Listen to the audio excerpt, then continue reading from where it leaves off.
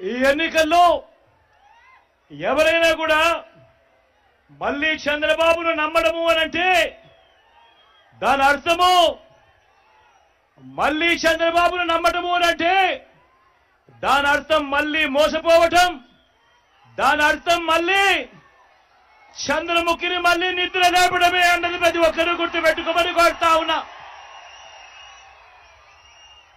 చంద్రబాబును మళ్ళీ నమ్మటము అనంటే కొండ చిలువ నోట్లో తలకాయ పెట్టడమే అన్నది ప్రతి ఒక్కరూ కూడా గుర్తుపెట్టుకోమని కోరుతా ఉన్నా. ఇదే బాబు చరిత్ర చెప్పిన సత్యం, ఇదే సాధ్యం కాని హామీలతో ఆయన ఇచ్చిన మేనిఫెస్టోకు ఇదే అర్థం. ఇది ప్రతి ఒక్కరిని కూడా గుర్తుపెట్టుకోమని కోరుతా ఉన్నాడు మీ బిడ్డ. దేవుడి దయతో ఈ 59 నెలల మీ బిడ్డ పాలనలో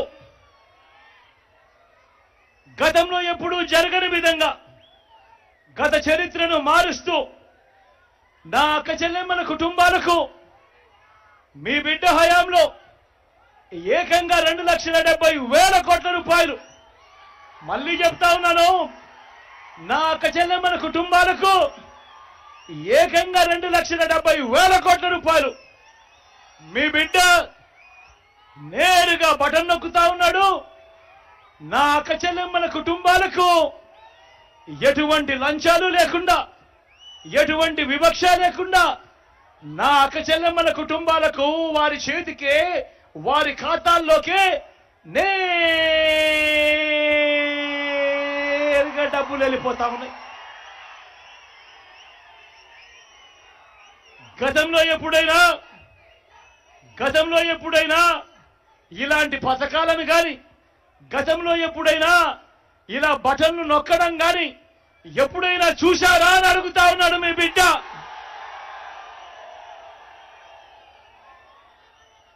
గతంలో ఎప్పుడూ కూడా జరగని విధంగా ఏకంగా 2,31,000 ప్రభుత్వ ఉద్యోగాలు ఇచ్చినది. మేనిఫెస్టోలో చెప్పిన 99% వాగ్దానాలు అమలు చేసినది ఈ 59 నెలల పాలనలోనే.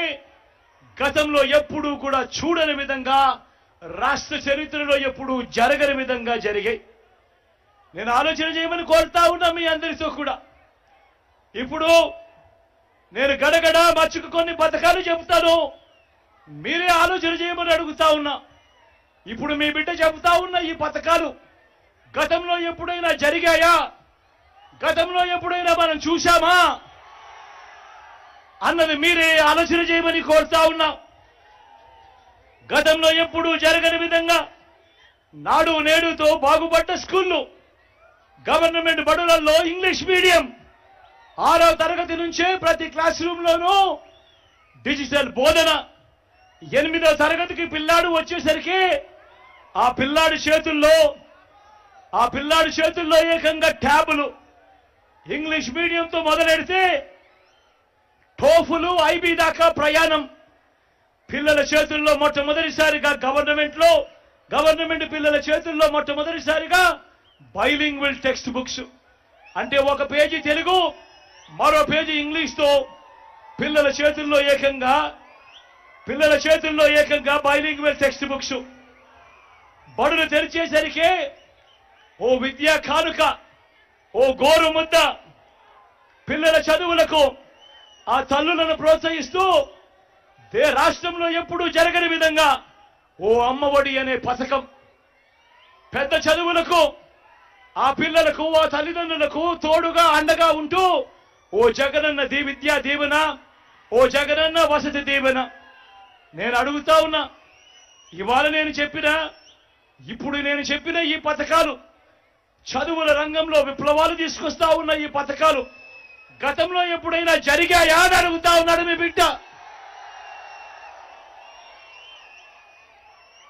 అక్క చెల్లెమ్మలను వాళ్ళ కాళ్ళ మీదనే వాళ్ళు నిలబడేట్టుగా ఆ అక్క చెల్లెమ్మలను తోడుగా ఉంటూ, ఆ అక్క చెల్లెమ్మలకు ఒక ఆసరా, ఆ అక్క చెల్లెమ్మలకు ఒక 0 వడ్డీ, ఆ అక్క చెల్లెమ్మలకు ఓ చేయూత, ఆ అక్క చెల్లెమ్మలకు ఒక కాపు నేస్తం, ఆ అక్క చెల్లెమ్మలకు ఒక ఈబీసీ నేస్తం. నా అక్క చెల్లెమ్మల పేరిటే ఏకంగా ఓ 31 లక్షల ఇళ్ల పట్టాలు వాళ్ళ పేరిటే రిజిస్ట్రేషన్. అందులో ఏకంగా 22 లక్షల ఇల్లు.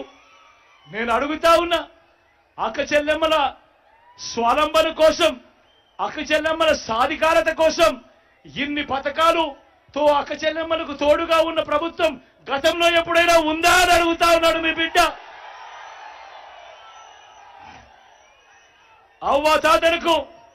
అవ్వాతాతలకు ఇంటికే 3,000 రూపాయలు పెన్షన్ కానుక, ఇంటి వద్దకే పౌర సేవలు పథకాలు, ఇంటి వద్దకే రేషన్, ఇవన్నీ ఈ మాదిరిగా ఇంటి వద్దకే వచ్చే పాలన గాని, ఇంటి వద్దకే వచ్చే పథకాలు గాని, ఇంటి వద్దకే వచ్చే పౌర సేవలు గాని గతంలో ఎప్పుడైనా చూశారా అని అడుగుతా ఉన్నాడు మీ బిడ్డ.